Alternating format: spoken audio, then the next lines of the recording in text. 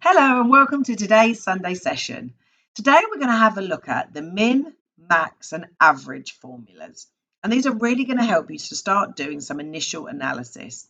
Now the data table we're working on is quite small, but of course these formulas would really come into their own if you were using a data set that had hundreds and hundreds of thousands of rows. So first of all, let's look at minimum. And it's really simple. It's going to find me the minimum number, which is the smallest number in a range. And so I literally just point it to the range that I want it to look at.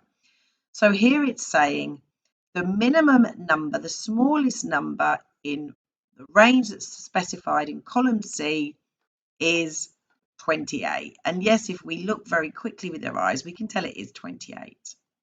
So now let's look for the minimum number in the turnover.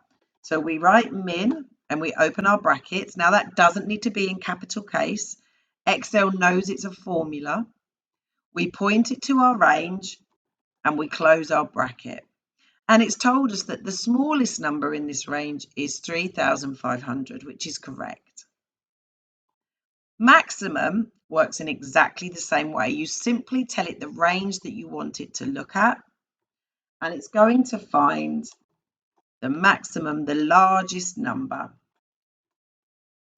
And there we go. It's looked in our range and it's told us that the largest number is this one, which of course is correct.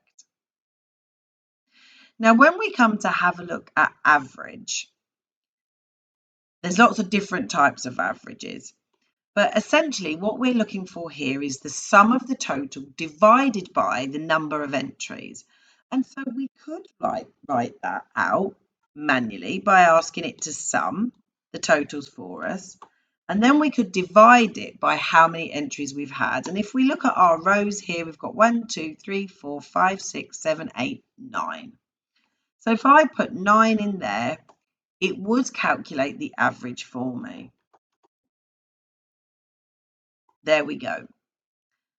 So it's successfully calculated the average. However, next week or month, when this data set changes, it might not have 9 entrants anymore. There might be 19, 15, 29, 109. And so I would then manually have to go and count how many entrances there are. And so that's not very helpful. It's not really future-proof in our formula. So what we do instead is use the average formula. And what average does is it counts the number of rows or entries for you. So I specify the range. It has now counted that there are 9 in there. So I don't have to count that. It does it for me. Super, super helpful.